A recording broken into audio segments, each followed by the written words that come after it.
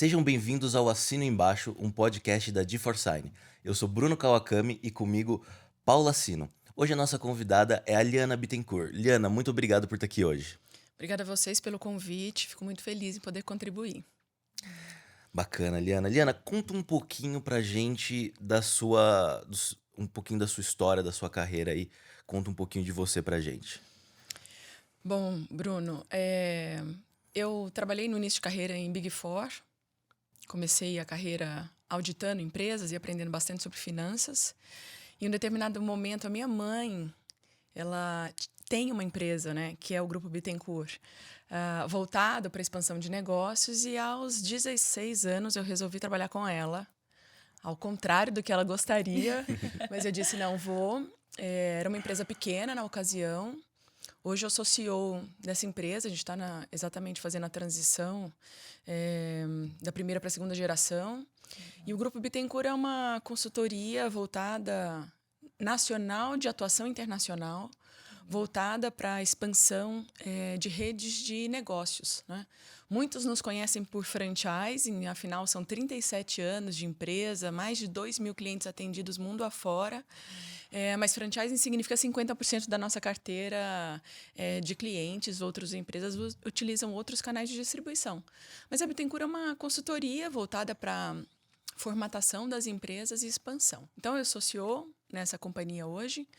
Também sou founder de uma startup chamada Stream Shop, é uma startup de live commerce. E também investidora e sócia de uma empresa de tecnologia que utiliza inteligência artificial no ESG, né? Então, mais ou menos isso que eu tenho me divertido atualmente. Bastante coisa, hein, Liana? Tá fazendo bastante coisa. Porque eu ia trazer a questão de, considerando tudo o que aconteceu aí, né? E a gente tá num momento econômico mundialmente sinuoso, né? A gente veio aí de uma pandemia para uma guerra ali que afetou muito o mercado de commodities ali. E a gente tá agora numa quebra de bancos ali, de apoio a venture capitals, né? Exato.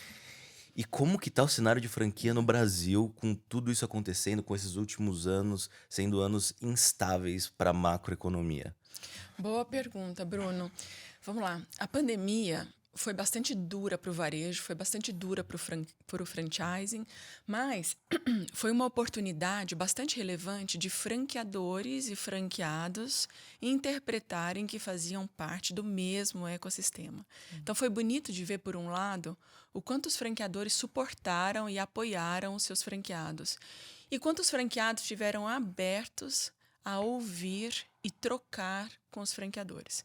Então foi um ano difícil no que tange a finanças, abertura de empresas, fechamento de empresas, mas naquilo que significa ainda ter mais amálgama nesse relacionamento foi muito importante. O que ocasionou isso? As empresas que não eram digitalizadas se digitalizaram, buscaram muita tecnologia a favor de ganhar eficiência. Eu, particularmente, acho que o ano de 2023 é o ano da eficiência. Então, na pandemia, estiveram abertos a repensar os seus modelos de negócio, aplicar tecnologia, buscar formas de ser mais eficientes. Quem não fazia delivery começou a fazer, quem não era omni começou a ser, quem não tinha prateleira digital nas lojas começou a ter. E isso eu acredito que fez um avanço no que significa os negócios que utilizam o modelo de franchising. Vivemos um ano de 21 de recuperação e o ano de 22 foi um ano de crescimento. Lógico que 23 começa bastante desafiador. Eu diria que são 3 meses intrigantes, né? Mas, normalmente, em momentos de turbulência, o franchising tem benefícios. E por que eu digo isso? Imagina que, se você tem uma operação própria, você vai ligar para o seu concorrente para trocar com ele. Como é que ele tem feito ações que possam ganhar eficiência? Provavelmente não. Mas quando você está numa rede de franquias, você tem amigos que operam o mesmo negócio que você, que estão aprendendo todos os dias e que, portanto, podem trocar experiências, melhores práticas naquilo que significa evoluir o negócio. Eu acho que o franchise tem esse benefício de se retroalimentar com melhores práticas. Então, anos desafiadores, Até no passado, eu não tenho esses dados atualizados, mas o Sebrae fazia uma pesquisa o nível de mortalidade de empresas que utilizavam franchising era consideravelmente menor do que empresas independentes. Exatamente por essa troca de experiência, por esse poder de barganha, por essa forma mais fluida de trocar melhores práticas. Ano de 23, a gente espera ou esperava que fosse de crescimento, espera ainda que seja de crescimento, mas sem dúvida nenhuma esses 3 meses deixaram todo mundo de cabelo em pé, naquilo que significa bancos mais restritivos A gente tem um aumento aí na caixa, taxa de juros, aumento né? na taxa de juros, O investimento diminuindo, desemprego, taxa de desemprego, né? né? Digo, muitas demissões acontecendo, mas mais uma vez, quando tem um cenário de muitas demissões, normalmente o brasileiro é muito empreendedor por necessidade.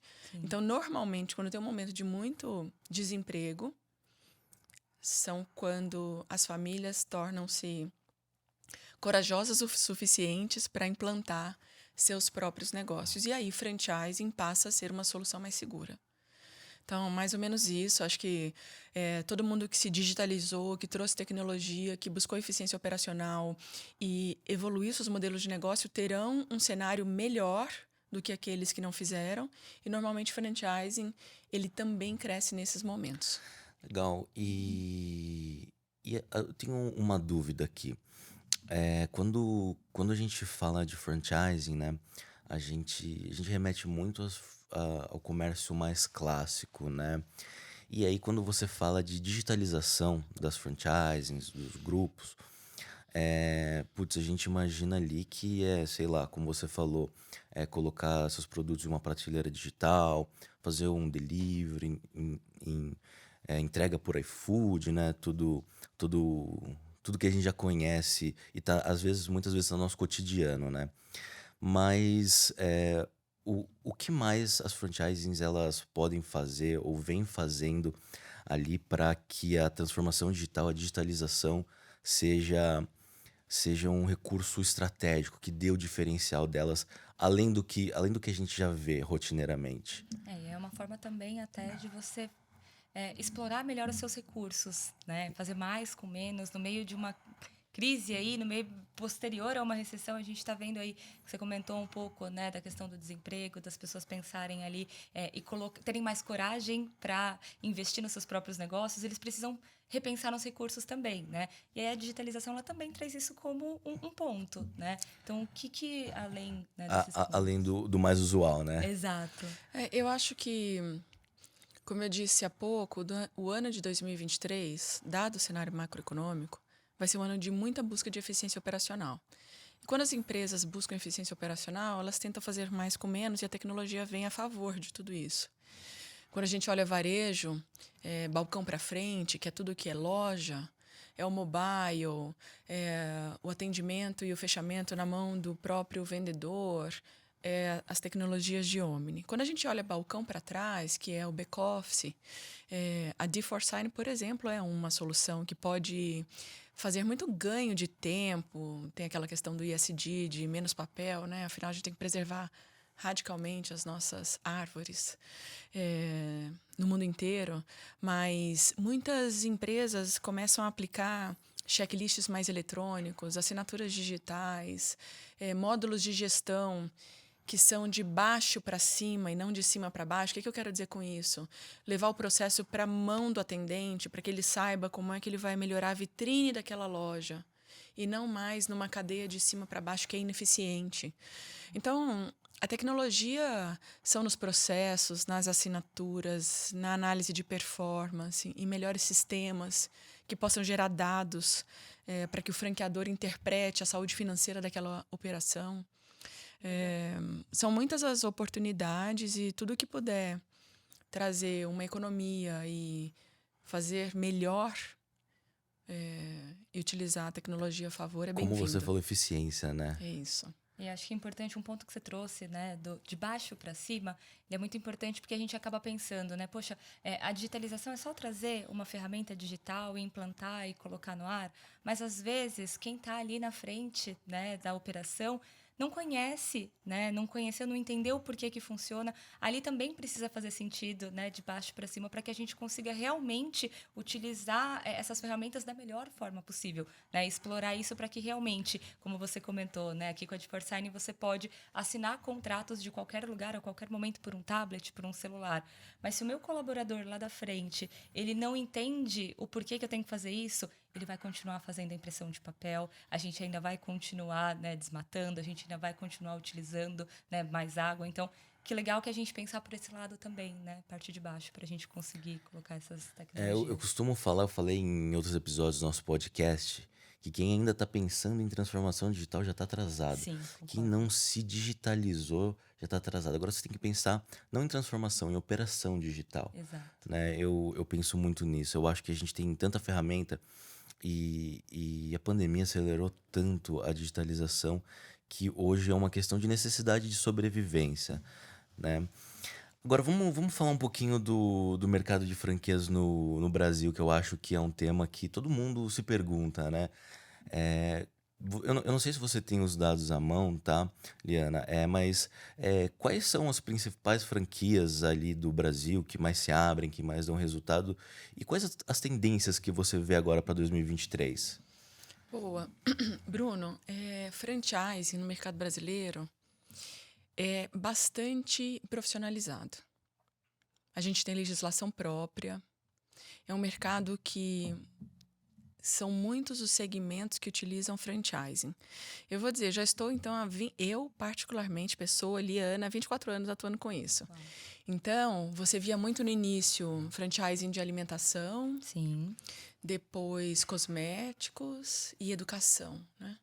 Se a gente olhasse a nossa carteira alguns anos atrás, o maior número estavam concentrados nesses mercados: alimentação, educação e beleza e saúde. Hoje você identifica operações utilizando franchising na área de construção civil, na área da saúde, vai desde laboratório clínico a clínicas estéticas. A área de serviços interpretou o franchising como uma ótima forma de expandir os seus negócios. E por quê? Eu acho que esse ponto é o mais relevante. Por que que no mercado brasileiro o franchising é tão utilizado e eu acredito que só tem ainda a ser mais potencializado? Primeiro, porque a gente tem uma legislação, isso significa mais profissionalização, legislação própria que rege aquele canal. Segundo, que se você quer expandir um negócio e você quer ter controle do que você está fazendo com aquela marca, franchising é o canal que possibilita o segundo maior controle de todos os demais. O que é o primeiro? Unidade própria. Sim. Eu vou lá, com o meu próprio investimento, implanto a minha unidade, você tem controle total. No franchising, é aquele que você possibilita o maior controle depois de unidades próprias. E você tem o benefício de ter um terceiro operando aquele negócio que investiu naquilo. Então, também faz toda a diferença. Aquela história do olho do dono engorda o gado é uma verdade ainda. Alguém que está o tempo inteiro orientado a buscar melhores práticas e fazer a melhor venda, atender o cliente da melhor forma. Então, você tem uma legislação estruturada, você utiliza o recurso emocional, a capacidade intelectual de um empreendedor no negócio que investiu naquilo, e você tem a troca de melhores práticas. Além do que, também a tributação brasileira beneficia em alguns momentos, quando você opera dentro do Simples, existe um benefício em encargos sociais. Então, você tem um cenário bastante relevante para que o franchising continue sendo utilizado. Nos últimos anos, a gente tem feito um trabalho bastante amplo de mercados. Mercados de tecnologia utilizando o franchising, como ter uma ponta em um determinado mercado que facilita o atendimento àquele consumidor, àquela empresa. Empresas B2B, por exemplo, fazem franquias dos seus escritórios. Empresas internacionais fazem franquias dos seus escritórios. Então, mercados cada vez mais amplos. E eu posso dizer assim que os últimos 10 anos, o Grupo Bittencourt tem feito muitos projetos de indústria indo para o varejo. Olha o case da Unilever com as lavanderias Omo. Né? Ah, é verdade. Então, indústrias que estão criando a sua operação de varejo entendem que por não terem na sua cultura essa cultura do varejo, que é muito dinâmico e rápido, utilizam franchising como canal de distribuição. Nos últimos 10 anos, a gente tem feito muito projeto de direct to consumer. Legal. Isso é bastante forte. E um segundo caminho são, principalmente, muitas áreas de serviços. Bastante amplo a forma com a qual o franchise está sendo utilizado. E o que você acha que vai ser... Quais vão ser os principais... as principais tendências agora em 2023? O que você acha? Se a gente tiver que apostar.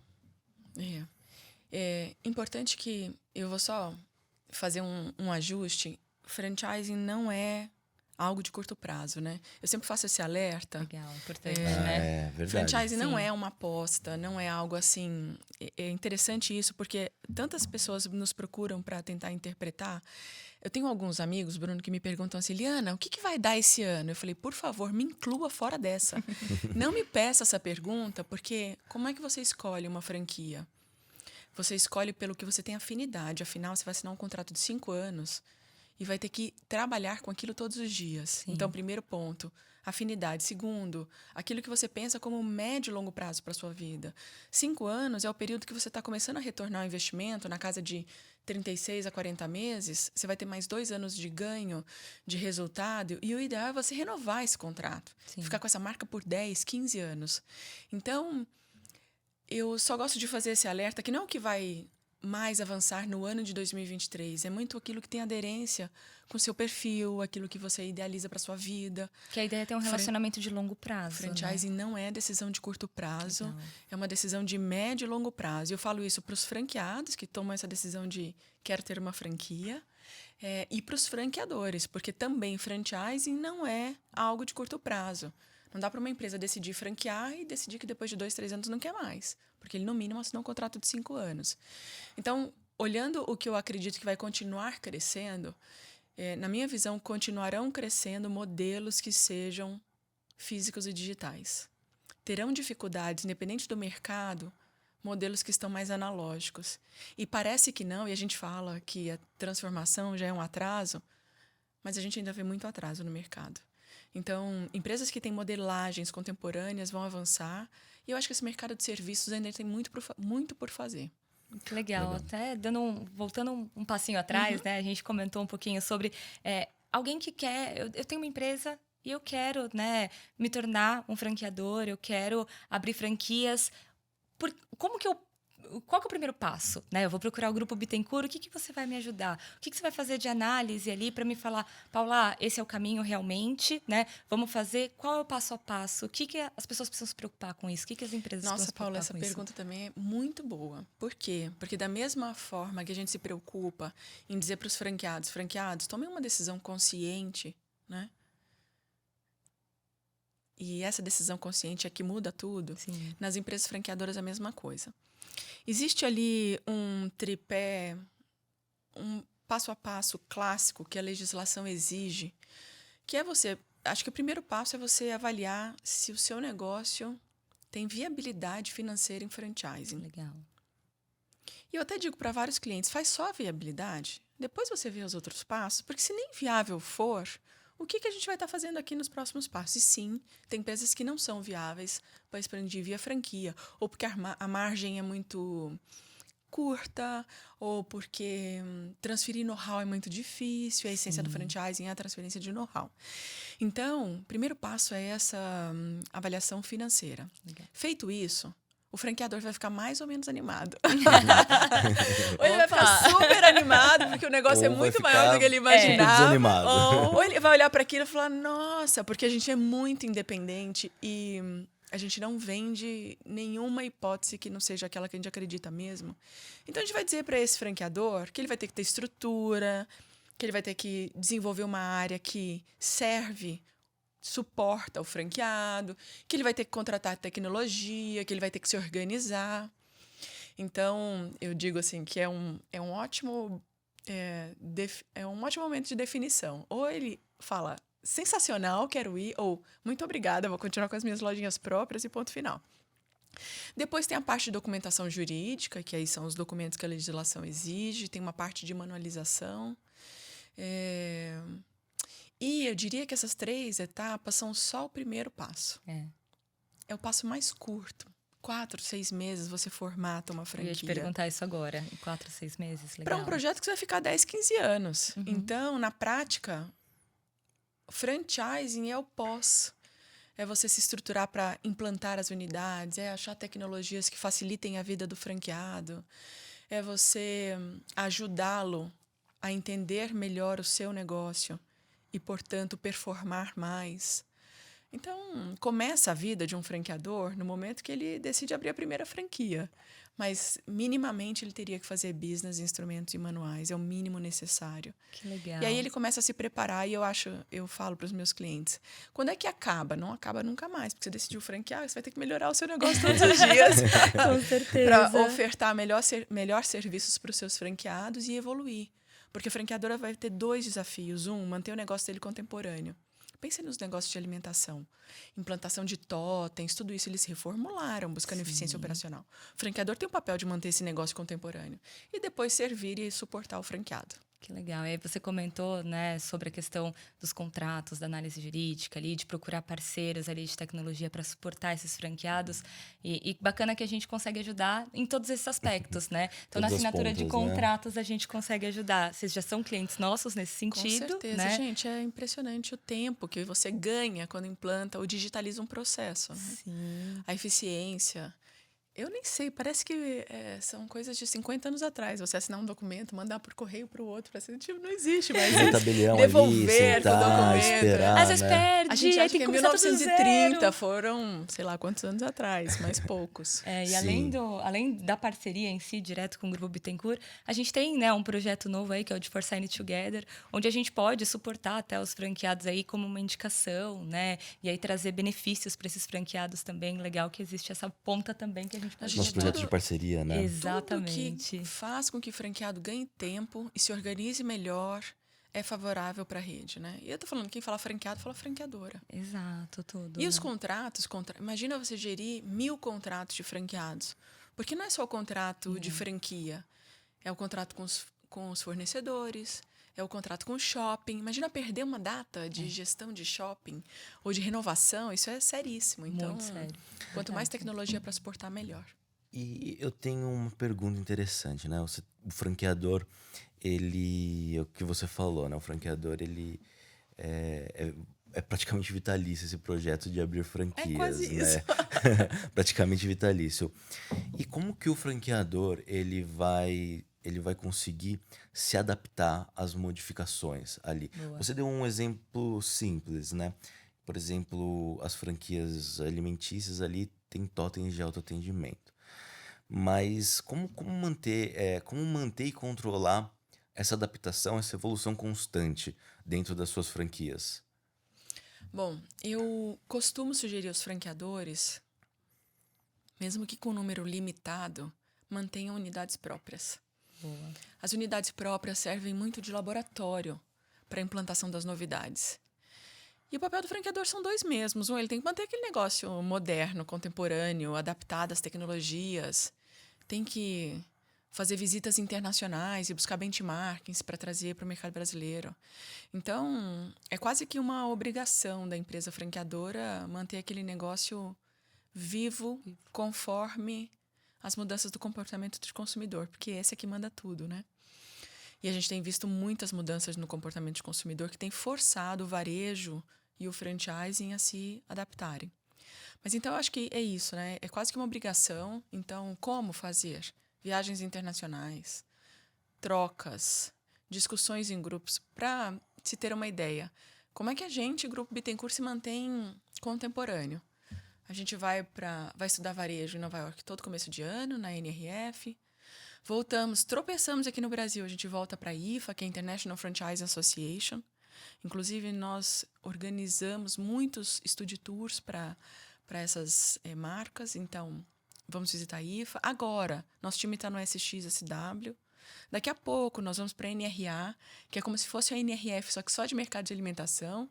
Em setembro a gente vai para o mercado chinês para tentar entender tudo o que é tecnologia. Então, é um pouco assim. Ela está se movimentando Né? o tempo todo, É né? isso. Se mantendo Como é que ativo. você mantém a sua... meu sócio diz uma coisa. Como é que você se mantém oxigenado, né? Boa. Que é essa coisa de estar o tempo inteiro com o cérebro pensando em coisas novas. E para mim tem uma... Eu vou citar a Luísa Helena, porque a gente tem... Hoje eu estava falando com ela e a gente tem uma relação super boa, mas ela diz assim, ó... Por mais que você se oxigene, e é ótimo viajar, ver coisas novas, trazer para o mercado, escolha 3 principais insights para você implantar. Porque eu acho ainda que o sucesso está na execução. Sim, com certeza. De fato, colocar aquilo para funcionar. E por mais que você viaje, mantenha, decide que naquele ano você vai evoluir em 3 frentes. Tem que tomar uma direção para ter o foco, né? Para tentar Porque avaliar. é tanta novidade que se você não Você voltar acaba com no ficando mínimo perdido, 3... né? Exato, a gente precisa de foco, de tempo para avaliar o benchmark, entender ali, sei lá, modelos novos de aquisição, né? Tudo realmente Entender a região também, onde essas franquias estão, né? Se faz sentido ali naquele processo, estudo também da Paula, região também. Você tocou num ponto tão legal, porque, olha, franchising antes era aquele...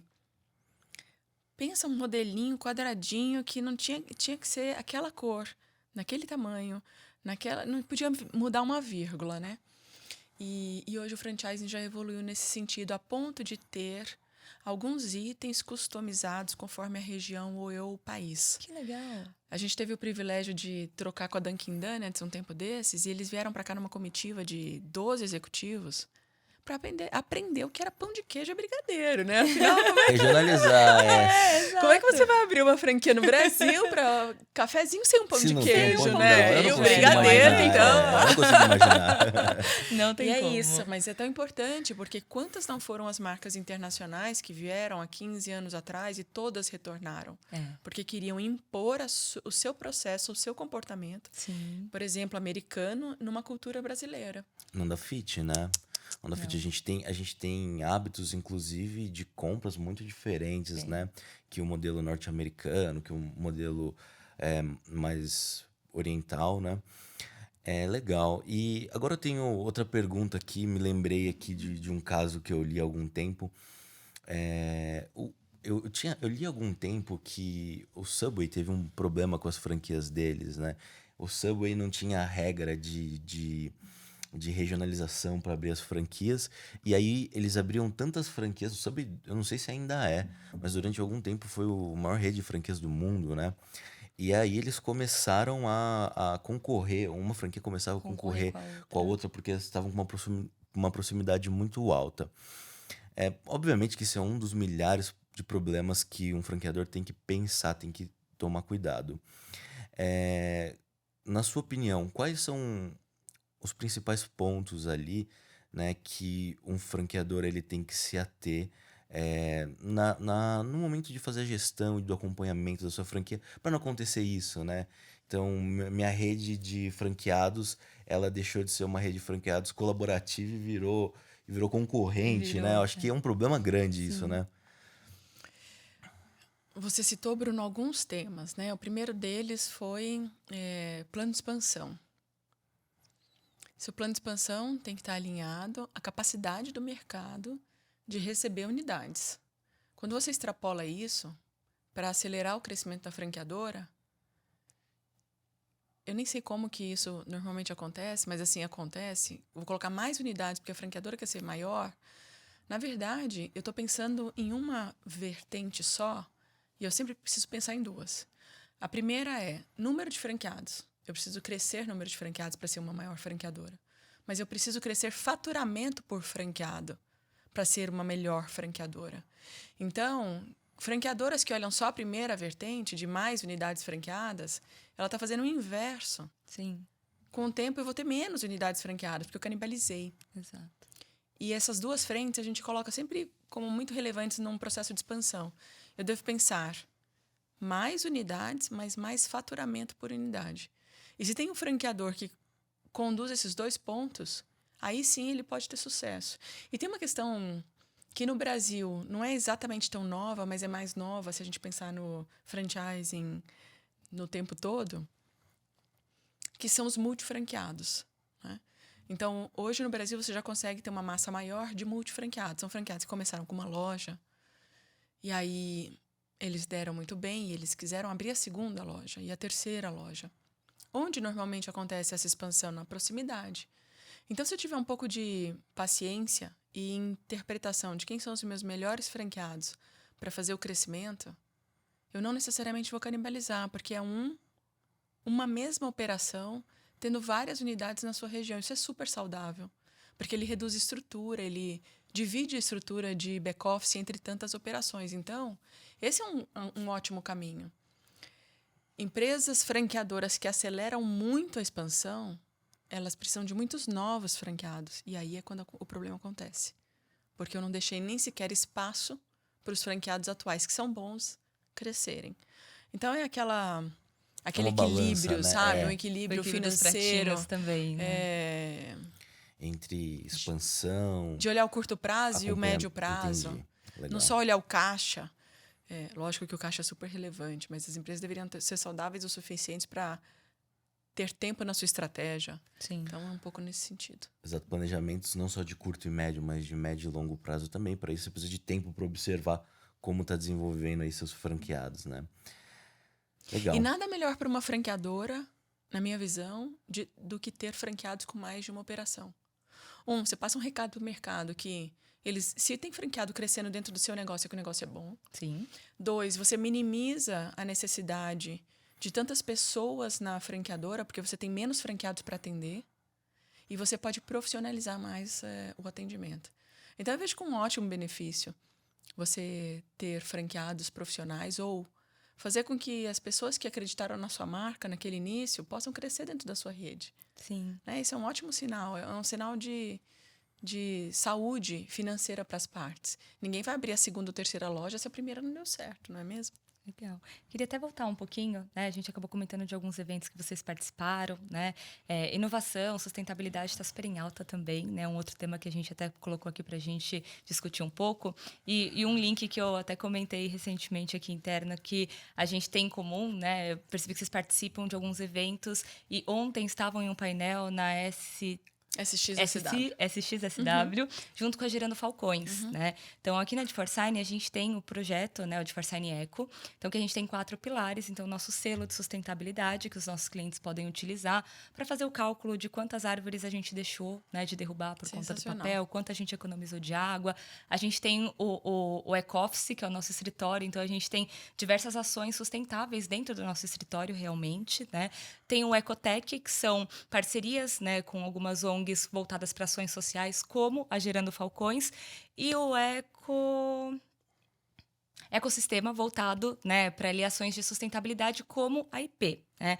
Como que vocês enxergam isso? Vocês trabalham nesse ponto também, nesse pilar? Como comentei, né, vocês já participaram de vários painéis com a Gerando Falcões também. O que vocês enxergam disso? Como que você pode trazer um pouquinho aí disso para a gente? Paula, além de participar de eventos, a gente organiza um chamado Be Connected. Legal. O Be Connected é, salvo engano, o maior evento de franchise em rede de negócio da América Latina. A gente reúne alguma coisa na casa de 1.500 executivos ali no Teatro Santander, de maneira física, e outros 1.500 de maneira digital. E o tema do ano passado foi inovabilidade, que é inovação a serviço da sustentabilidade. Sim. A gente teve um executivo que eu tenho uma grande admiração, que é o Hugo Bethlen. Ele foi founder do Capitalismo Consciente aqui no mercado brasileiro. E ele dizia, né, é muito corajoso de uma empresa colocar um tema. O primeiro dia do evento foi só orientado ao ESG. Orientada à sustentabilidade, orientada ao social, à diversidade e orientada à governança. Então, a Bittencourt acredita muito que isso são pilares relevantes para a continuidade. A gente teve o privilégio de ser convidado pelo Capitalismo Consciente a desenvolver uma metodologia chamada Franchising Consciente, que é como é que as franqueadoras podem se tornar mais conscientes no mercado. Porque, gente, uma certeza que temos é que os nossos recursos são finitos, Sim, escassos, e a gente precisa mudar o comportamento. Então, o Franchising Consciente vem com essa frente de levar os pilares do capitalismo consciente, dos stakeholders, do propósito, da sustentabilidade, da governança, da diversidade, do social, para dentro do franchising. Essa bandeira a gente levanta por crenças, por achar que a gente precisa ajudar o mundo a ser um mundo melhor, por entender que o capitalismo não é só lucro no curto prazo. Sim. Eu acho que agora, na década de 90, né, eu acho que a gente se preocupava pouco com isso. A gente entendeu que a globalização era viável e o caixa estava acima de tudo, né? Sim. O crescimento estava acima de tudo. Eu acho que agora, inclusive, eu acho que a gente começa a criar um público mais consciente. Um público que precisa de empatia para se conectar com a sua marca, com o seu negócio, e um público mais consciente, né? Bom, pelo menos eu sinto isso, que essas gerações que estão vindo, e até já a minha geração, uma geração que se preocupa muito com isso. Bom, pelo menos eu tenho diversas preocupações ali, como eu estou consumindo, né? E que seja de modo sustentável também. E trazer para a franquia é o futuro disso, né? Exato. Esse modelo de franquias é o futuro disso, porque as franquias elas estão permeadas em tudo que a gente consome aí rotineiramente. Legal. Uma pergunta, eu não sei se você tem esse número de cabeça. É, hoje a gente tem mais franquias B2C ou B2B? Acho que hoje ainda mais franquias B2C. Legal. Quem começou com B2B mais forte são as empresas de tecnologia. Acho que principalmente empresas de tecnologia avançam bastante no B2B. Majoritariamente a gente ainda vê o B2C predominando. Legal. E você sabe dizer no mercado brasileiro quais são, não sei, as top 3 franquias ali que a gente tem, eu digo em setor? Tá bom, vamos lá. Cacau Show avançou numa expansão bastante ousada no último ano. Salvo engano, eles abriram 1.000 lojas. Uau. E chegaram agora a um dos maiores franqueadores na área de alimentação. Um franqueador que eu gosto muito de falar, porque ele não é só o maior franqueador na área de cosméticos, mas é o maior franqueador no mundo de cosméticos, é o Grupo Boticário. Uau, nossa, não sabia. Grupo Boticário, não vou ter o número exato, mas era alguma coisa próxima a 4.500 unidades. Moving, né? A gente nunca sabe o número exato. Na mão aqui de aproximadamente 500 a 600 franqueados. Então, ela reúne muitas melhores práticas, né? Sim. É uma empresa que começou a franquear há bastante tempo. Sim. Que tem muito franqueado com mais de uma loja. Se a gente fizer uma média dá mais de 10, daí na casa de 10 lojas por franqueado, mas eles têm franqueados com 100 unidades. Caramba. Uau. E é uma empresa internacional que é muito orientada ao ESG. Sim. Você vê as políticas. Até o Arthur às vezes brinca, ele fala: hoje é moda falar de ESG, mas a gente faz iniciativas sustentáveis há bastante tempo. E tem também empresas na área da saúde crescendo bastante. Eu não vou saber citar exatamente qual é a maior, mas na área de alimentação, Cacau Show, na área Quando você fala na área da saúde, são os laboratórios de apoio. clínicas odontológicas, clínicas entendi. médicas, são mercados que cresceram muito. Tá. Porque trouxeram ou solucionaram uma demanda de mercado. Sim. A gente é Brasil, né? Então, até pouco tempo atrás, você ir a um odontologista era coisa de rico. Sim. Sim. Hoje, as redes que atendem um perfil mais democrático Elas são muito mais acessíveis, viabilizaram. né, pra população. Isso Pra também nas população. próprias clínicas ali de atendimento rápido, né? As clínicas Sim, menores, esses modelos unidades. novos, né? Então, se a gente setorizar ali, então, os 3 maiores grupos de franquia no Brasil, a gente tem a alimentícia, a cosmética e saúde. São as que tem maior impacto. Nossa, saúde eu não sabia, viu? E olha que eu trabalhei na área da saúde por se a bastante gente tempo. olhar assim, saúde e bem-estar é muito amplo. Nós estamos falando, então, de clínicas odontológicas, Estéticas, clínicas estéticas. A saúde vai para várias frentes. Beleza e bem-estar, os spas. Então, você tem... É verdade, os spa tem spas, bastante. depilação a laser, Sim, né? exato. A gente vê bastante franquia ali. Legal. E agora uma pergunta inversa. Agora a pergunta inversa. A gente Meu tava indo Deus. por um caminho, vamos por outro agora. Eu quero abrir uma franquia. Isso. Tá. Quero achar um franqueador e abrir uma franquia. O que eu devo considerar, né? Como eu posso começar? O que eu penso? O que eu tenho que considerar? Tô aqui escutando o podcast ali de Forsyth, assina embaixo. E eu escutei aqui o Papo com a Aliana e falei, legal, estou seguro, quero abrir uma franquia. Não necessariamente nosso público vai ser sempre um franqueador. Mas eu posso procurar pro meu grupo Bittencourt, né? E aí eu quero abrir uma franquia. O que eu tenho que considerar? Boa. Então vamos lá. Existem alguns sites onde vão te dar visões mais amplas da oferta de franquia do mercado. Então, a gente tem um proprietário chamado suafranquia.com. Você entra lá, você vai ter muita informação, como se preparar para escolher uma franquia, bem como você vai entrar por segmento, alimentação, vai ter X empresas expondo digitalmente, né? Educação, cosméticos, saúde, por aí vai. O próprio site da Associação Brasileira de Franchising também é uma boa fonte de pesquisa. E o Brasil já teve a maior feira de franquias do mundo. Não sei o que vai ser essa, mas é uma feira bastante relevante. Acontece em junho. Eu vou depois buscar a data direitinho. Então, quero começar a buscar mercado? Vou na sua franquia, vou na associação, visito uma feira. Vou ter algumas oportunidades. Eu costumo dizer assim, eu vou dar um exemplo. Você quer abrir um restaurante, porque você ama ir a restaurantes. Você adora sentar lá e ficar com os amigos. A experiência, você ama aquilo. Aí eu falo, não, por favor, não. Porque ter um restaurante é a cozinha do restaurante. Exato. Não é um momento só lazer. Então, Não, primeira reflexão que você deve fazer é assim, ó. Qual é o negócio que eu gostaria de ter e fazer todos os dias? Legal. Então, sei lá, eu sou uma pessoa que adora o tema da estética. Ter uma clínica de estética talvez me faça sentido. Ou eu adoro alimentação. Ter um restaurante pode me fazer sentido. Então, a primeira reflexão é uma reflexão muito pessoal. Sim. O que eu digo para não fazer? Decidir olhando o resultado financeiro exclusivamente. Porque pensa você acordar e dormir fazendo algo que você não gosta, na expectativa de ter um retorno de investimento. É como você ir trabalhar numa empresa que você não está mais gostando e aquilo se torna infinitamente mais difícil. Sim. Isso. E aí normalmente você tem um prazo para ter o retorno sobre o investimento. E aí, como você falou, vira uma tortura. Exato. Pode acontecer e pode não acontecer naquele prazo. Exato. Né? Então, acho que a primeira coisa é você ter uma visão geral, depois fazer uma reflexão pessoal. O que de fato eu gosto?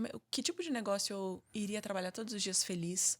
Porque aí tudo fica mais fácil, né? Na prática, tudo fica mais fácil. Sim. E as questões mais sérias. Ponto número 1. Falar com franqueados que estão na rede. Eu decidi por uma determinada clínica de estética, deixa eu conversar com quem está na rede e entender se eles estão felizes, se eles recebem suporte, se aquele PNL que eles me apresentaram lá no início é de fato aquilo, quanto fatura. Então, conversar. Gasta bastante sola de sapato, conversando com outros franqueados. Boa. Fazer a sua avaliação financeira conservadora, moderada e otimista. Mas faz principalmente a conservadora e moderada. Porque se for otimista, tá tudo certo. Faz a conservadora, porque você precisa ter fluxo de caixa. Não quer dizer que alguém te entregou um PNL que vai retornar em 36, que naquele seu mercado vai retornar em 36 meses. Pode ser que seja 40, pode ser que seja 28. Sim. Então, fazer esse cenário, entender se você tem caixa suficiente, fôlego para Sobreviver, né? suportar um período de rampagem. Porque um equívoco é... Eu vou com o meu dinheiro contadinho, na certeza de que aquele número vai acontecer. Não acontece, não tenho dinheiro, vou buscar no banco dinheiro mais caro. Sem pensar. Então, mesmo que fique um pouco mais no seu emprego, junte um pouquinho mais para que você tenha conforto de fazer o processo de empreender. Né? Empreender é uma atitude muito positiva de quem faz, mas ela é arriscada também. E não quer dizer que franquia não tenha risco. Franquia tem risco, sim. Muito menor que negócios próprios, mas tem risco sim. Tem franqueados que não avançam no seu negócio. E aí os fatores são diversos. Sim. Mas então, se você der uma boa olhada no mercado, selecionar aquilo que tem a ver com o seu perfil, fazer análise financeira, conversar com os franqueados e depois fazer uma boa análise jurídica do documento que você vai assinar, aí sim, segue o jogo. Esses são os passos simples, porém importantes. Legal. Mas desculpa, Paula, eu tô fazendo um monte de pergunta aqui. Se quiser fazer, me atrapalha Fica aqui. tranquilo, Hein? tá certo. Me pare porque eu sou curioso. E a relação de franqueador e franqueado, né? Então, até onde isso... Eu sei que deve ser muito específico de cada franquia, né? Mas até onde isso permeia? E aí, o que eu quero perguntar com isso? Você pega um P&L e aí ele vai falar algumas informações. Qual que é a média de faturamento, qual que é o ticket médio, qual que é a recorrência anual, recorrência mensal ali do negócio ali que você está querendo franquear. E o quanto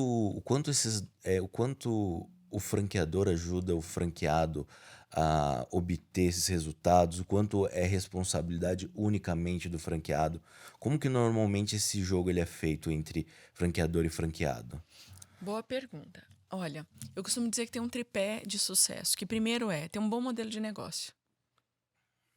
Por melhor franqueado que seja, se o modelo de negócio não for bom, tiver um bom CMV, Franqueador um bom tem que ter um bom markup, modelo. Primeiro, Tá. se não tem, melhora antes de franquear. Né? Vai procurar a Bittencourt, A gente vai lá fazer um vamos, retrofit do negócio. Vamos, não, ó, isso aqui sabe? tá ruim, precisa Nem mudar tudo para ser franqueador. E Legal. você sabe que a gente já deu negativas de expansão. Diz, olha, esse negócio é inviável. Sim. Não, é porque também E tudo bem. É melhor, porque imagina, depois ele fazer um expande, negócio tem um que monte de quebra, problema, é. nem pensar. Vai frustrar lá na frente, Todo mundo, né? Todo mundo. Então, ter um bom modelo de negócio é relevante. Depois, ter um bom franqueado faz toda a diferença. E eu falo para as franqueadoras, selecionem. Se o franqueado acha que a responsabilidade está na franqueadora, ele já começa errado. Sim. Porque qual é a responsabilidade da franqueadora? Servi-lo, suportá-lo, transferir know-how. Não é operar por ele. Até porque, se ela fizer isso, ela vai praticar ingerência e ela vai ter um problema jurídico. Então, quem é responsável por aquela unidade fiscal, tributariamente, pela gestão do seu pessoal, gestão de custos, é o franqueado. Legal. Então, tem um bom franqueado. E o que é um bom franqueado, gente? Um bom franqueado é alguém que gosta daquele segmento, é alguém embaixador da marca, apaixonado pelo negócio. Isso é um bom franqueado. Sim. Que tem capacidade financeira para nutrir e seguir. Compro a ideia e eu realmente faço aquilo acontecer. É isso. Né? Existe, é o pôr a mão na massa. Mas deve ser difícil, né? Achar franqueados assim, que vestem a camisa, são responsáveis, têm disposição. Então, sabe que não acho que seja difícil, não. Não, Não é uma questão de ser difícil, é uma questão de você ter a coragem de dizer não para quem não é. entendi.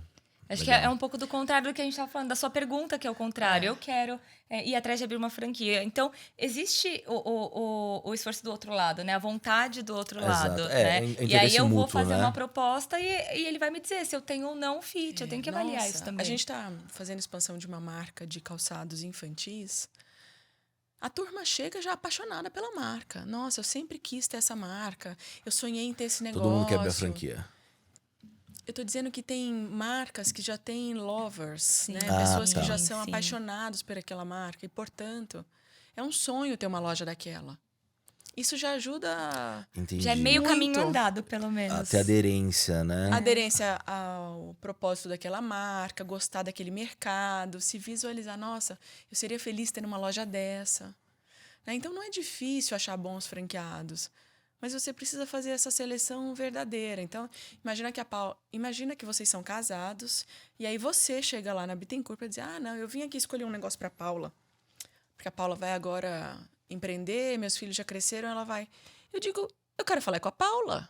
Não tô nem aí se você vai bancar a conta, eu quero falar com a Paula". Sim. Porque se você colocar o capital que for e a Paula não gostar do que ela vai fazer, não vai adiantar nada. Não dá pra ser um negócio esdrúxulo que você pega ali só pra ter alguma coisa. Você tem que ter uma empatia, ter uma aderência com tudo aquilo que tá acontecendo. Ou pode ser mais difícil gerir todo dia. Com certeza. É o que você falou antes. Né? Mas tem perfil de investidores. O cara é só investidor. Ele olha só a última linha. Tudo bem, então coloca um sócio operador que ama o negócio, que vai viver lá, que vai acordar, atender cliente, deixar o cara satisfeito. Encontre pessoas certas ali pra te auxiliar É isso. também, Sim. né? Legal. Legal. Liana, muito obrigado pelo papo. Assim, eu aprendi muito. Você aprendeu muito, Eu Paula? aprendi pra caramba. Gente, eu Foi espero... muito gostoso. Eu espero que quem tá assistindo esse Passou muito podcast... rápido, Foi inclusive. muito rápido, meu Deus do céu. A gente tem que ter um segundo episódio pra falar mais com a Liana, porque, olha... Eu concordo. O que a gente aprende aqui é um absurdo. Pode me chamar de novo. Eu Com venho. certeza, com certeza. Liana, muito obrigado pela sua presença aí. Muito obrigado pelo tanto de informação que você trouxe pra gente. E eu espero aí que o relacionamento com a DeForScience se mantenha a longo prazo. Pessoal, é isso. Muito obrigado. Obrigado a você que assistiu o Assina Embaixo, um podcast da D4Sign. Não esqueça de curtir, compartilhar, mandar pro amigo, pro colega, para todo mundo aí. Obrigado, Isso. pessoal. Obrigada, Liana, mais uma vez. Muito Obrigada obrigada. mesmo.